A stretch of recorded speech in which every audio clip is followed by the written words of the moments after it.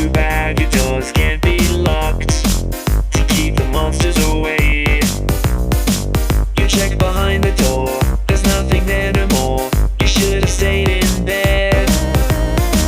You've heard this noise before, you dart across the floor. Try not to lose your